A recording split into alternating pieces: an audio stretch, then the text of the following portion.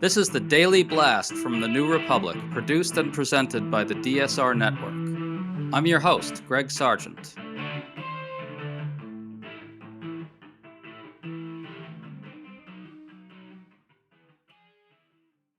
As the political world absorbs the shocking news of Alex Preddy's murder by federal agents in Minneapolis, President Trump is realizing that these horrors are becoming a major political problem.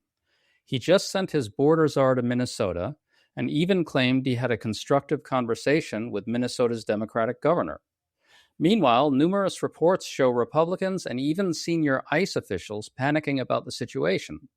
And White House Press Secretary Caroline Leavitt refused to say whether Trump backs officials who labeled Preddy a domestic terrorist. Democrats are now demanding major restrictions on the Department of Homeland Security and vowing to oppose funding if they don't get them. Will Democrats hold the line?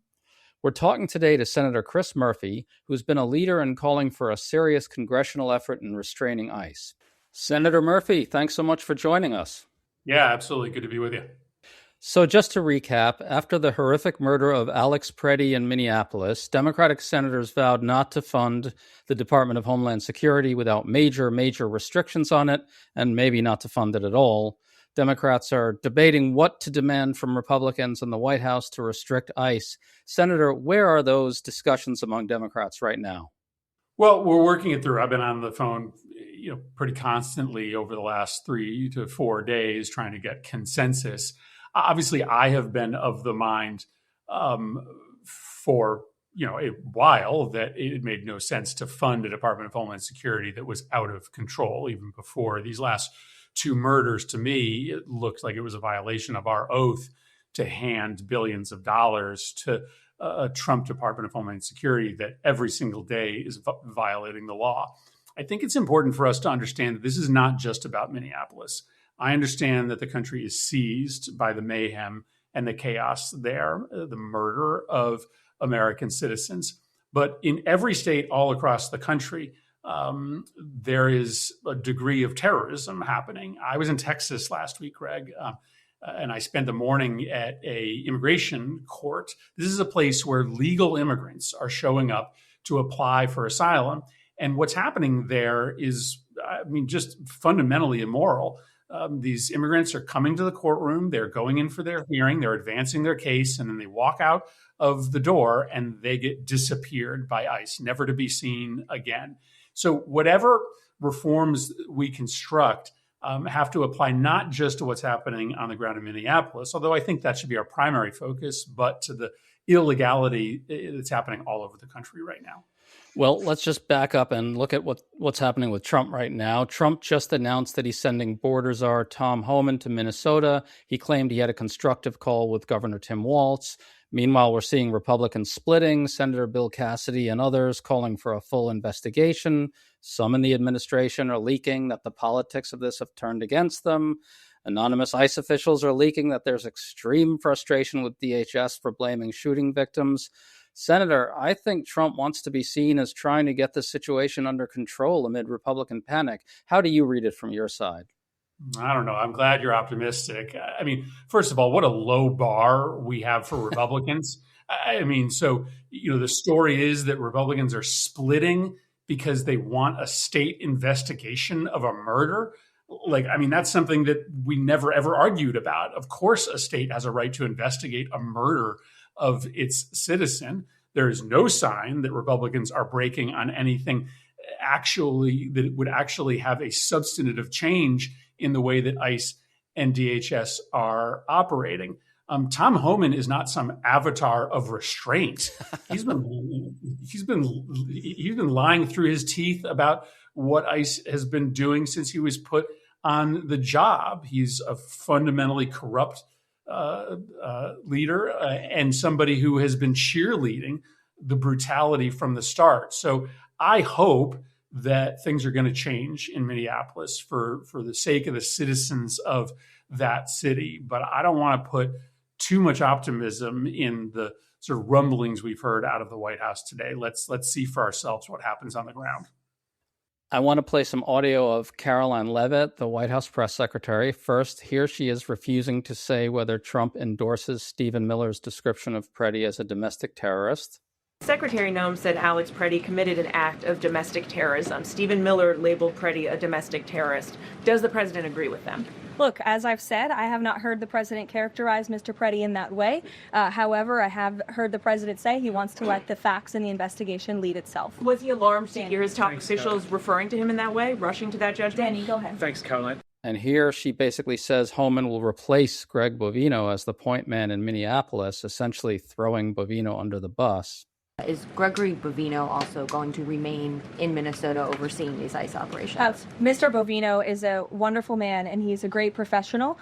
He is going to very much continue to lead Customs and Border Patrol throughout and across the country. Mr. Homan will be the main point of contact on the ground in Minneapolis. Senator, what's your reaction to that? I think it's very clear that if you're putting Tom Homan in charge of your damage control, you're not in a good spot.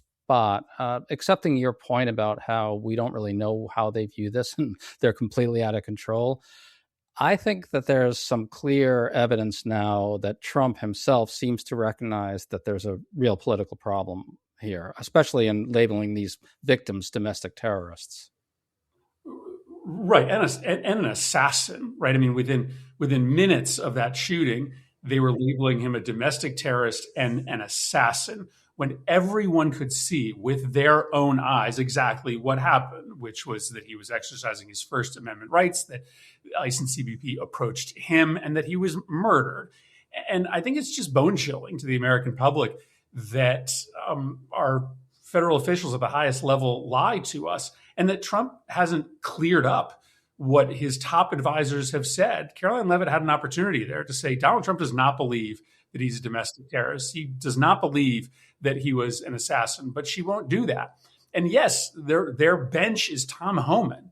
I mean, the problem is the only people that they have available to go in and try to manage Minneapolis are also fundamentally unprepared individuals who have no history of doing anything other than making a mess of people's constitutional rights. So again, I'm hoping for de-escalation. It just doesn't appear that by picking Tom Homan, they are paving a path to things being much better. Well, let's go back to Democrats for a sec. Sources are telling us that a group of Senate Democrats are kind of coalescing around some specifics, requiring warrants for arrests, requiring federal agents to identify themselves, requiring DHS to cooperate with state and local investigations into horrors like this one. That would be a real advance. And requiring Customs and Border Protection to stay confined to the border as opposed to invading communities in the interior. Is that what Democrats are starting to coalesce around? Is there a group of Democrats who wants that as the basic bottom line? Yeah, I've been a part of a bunch of different conversations over the last 48 hours in which we are trying to come up with a list of reforms that meets the moment. And what I mean by that is this. I understand that, under the gun of a government shutdown, we are not going to be able to do a comprehensive immigration reform package. I also know that these reforms have to be substantive. It can't just be window dressing. And so I think that the list that you articulated is consistent with those two goals. So yes, we have been talking about de-escalating the practices by requiring warrants for immigration arrests. You basically stop the most abusive practices, which are these street-by-street sweeps, the show me your papers practice, the home-to-home confrontations. Requiring identification and body cameras. Again, that gets at accountability. A state investigation would at least clear up and allow for accountability for what happened in these crimes. And then getting CBP back to its mission, right? It's trained to be at the border. It's not trained to do crowd control or criminal investigations. I think that's really important as well. Again, none of those reforms, even if they were all passed, would fundamentally would not address every single one of the abuses we are seeing, but it would make Minneapolis much more safe. It would make the cities in Texas that I visited much more safe. It would be a real important set of reforms.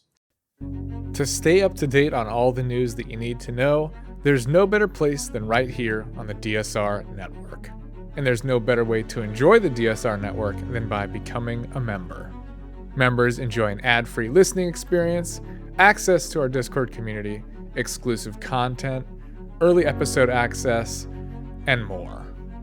Use code DSR26 for a 25% off discount on sign up at thedsrnetwork.com. That's code DSR26 at thedsrnetwork.com/buy. Thank you and enjoy the show.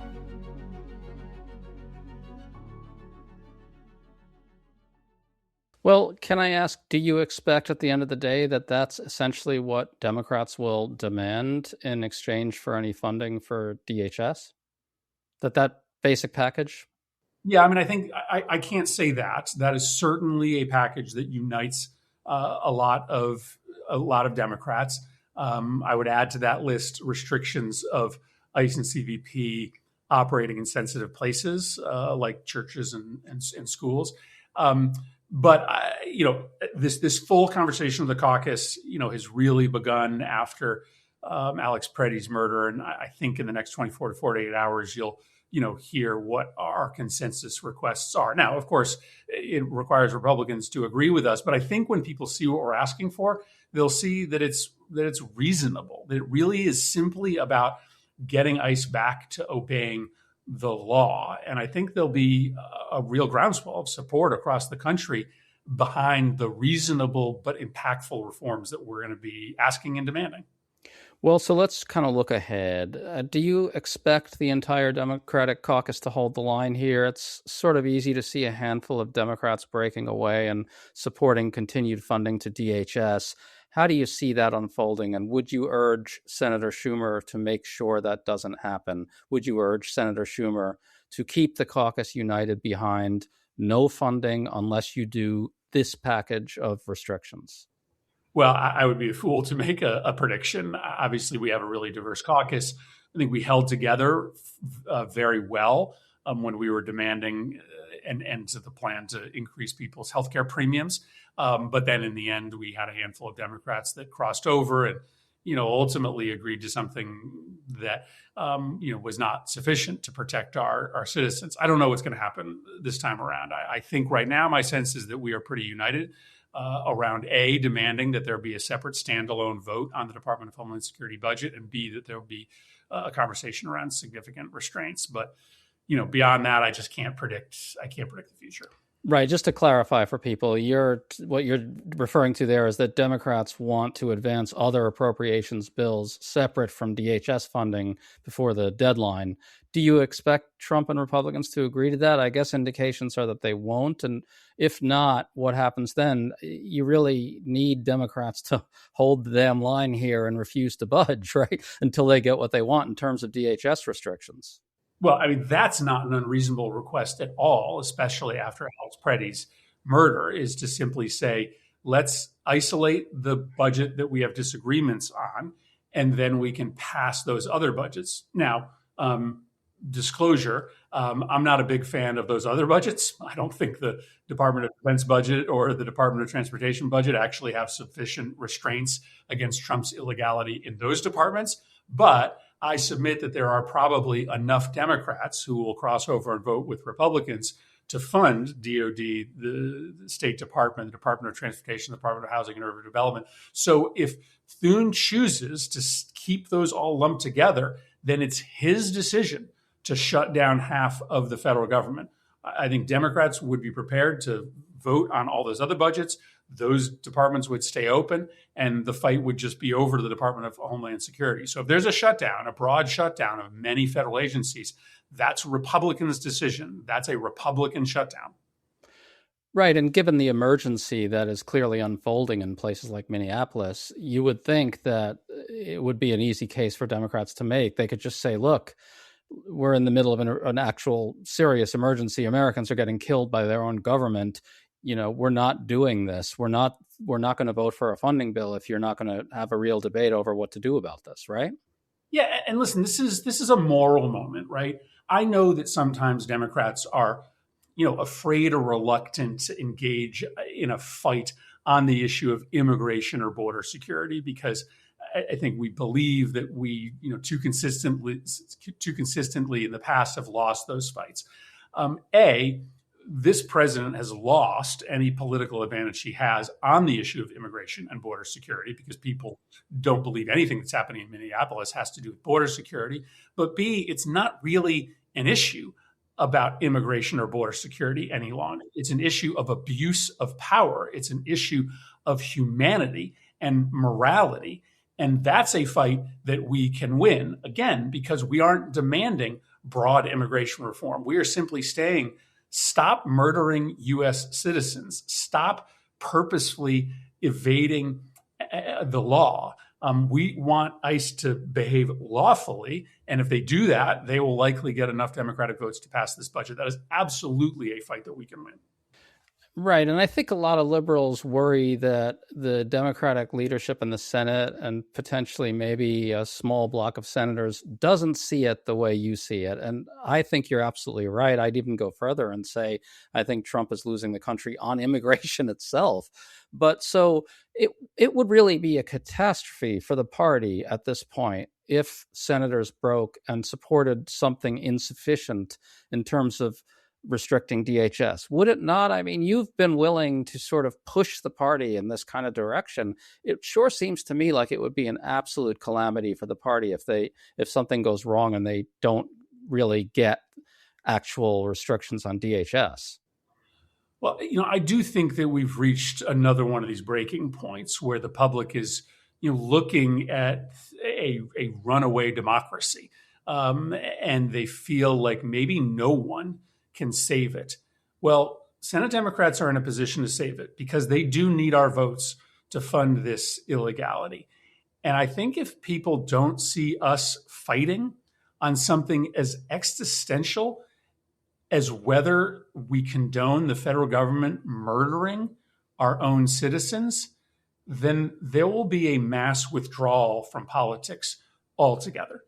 And so I do think this is a critical moment. The whole country is seized by what they have seen. The statistics suggest that 80-90% of Americans have seen these videos, and they desperately want somebody to stand up for the rule of law. So yes, if we do not make a fight right now, I think it could result in just a massive withdrawal of participation in our civic life. And that is how democracies die, right? Democracies die not often simply by force of a would-be totalitarian, but by citizens deciding that there's no one that is willing to stand up and save them. And we have to show, as the primary opposition party, Senate Democrats, that we are willing to stand up and fight for the ideals of this country. This is a pivotal moment in the fight to save our democracy. Right. And to be clear, you're also talking here about the Democratic base. The Democratic base would just withdraw if they actually see their leaders in this situation not standing up. Yeah. And again, this isn't a hard moment for us to stand up because the people are with us. 60-70% of Americans don't support what ICE is doing. People want to see us fight for our values right now. And yes, the result will be a lot of voters who tend to turn out in midterm elections just won't, and a lot of Democratic activists who we rely on to protect our democracy. They're the ones that show up at these national and local protests. I think many of them will also start to scratch their heads and say, wait a second, if I'm alone out here and my national leaders aren't willing to fight, then it's not worth it. But let's not be pessimistic about this. We're talking today because Senate Democrats this weekend stood together and said, we are not going to fund the Department of Homeland Security without reforms. And so I am very hopeful. I am planning for my colleagues sticking together to demand those reforms. We've got to show strength. And I will say in the past, Republicans have just waited us out because they thought that we would break. And we have broken in the past. And this would be, I think, a very dangerous moment for us to do that because of the very specific moral question being put to the nation. Does the president of the United States get to murder American citizens? The answer to that question has to be no, but it likely will only be no if we're in a position to win this fight. Well, since you've been willing to push the party along these lines, I want to ask you if maybe we need something even bigger from the Democratic Party right now, some sort of unified statement, maybe by senators, House members, governors, attorneys general, in some form, just coalescing behind the idea that Trump's paramilitary warfare against Americans and American cities just has to end. I think I've seen some people suggest a move by Democrats almost similar to Europe defending Greenland, which ended up humiliating Trump. Where are you on that? Would you like to see something even bigger at this point, given the existential nature of this moment? Well, I mean, I'm up for anything. I mean, I guess I don't put a lot of political stock in joint statements. I think the fight is in the Senate right now. I mean, we have real power, right? A statement is important. It's a visual of what you stand for, but we actually hold power in the Senate. We can decide not to shut down the entirety of these operations because, as you know, even if the Department of Homeland Security didn't have appropriations funding, they still have $70 billion left over from the reconciliation bill. But it is not easy for them to transfer over all their operations from regular budgetary appropriations to money from the big, beautiful bill. It would slow them down. It would slow the illegality down. So I just think we should focus on this legislative moment in which we hold power. We can constrain their illegality. That probably is the most important thing to show people that, we're not willing to back down and that we aren't powerless. And do you anticipate that Democrats actually might hold the line if it comes to that, if there's actually a protracted confrontation, a shutdown of some kind?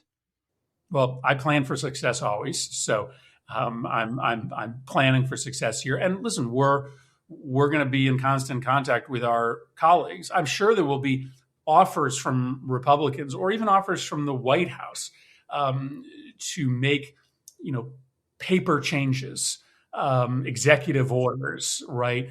Things that might look different in Minneapolis to try to distract you from the fact that there's still a dystopia happening in San Antonio.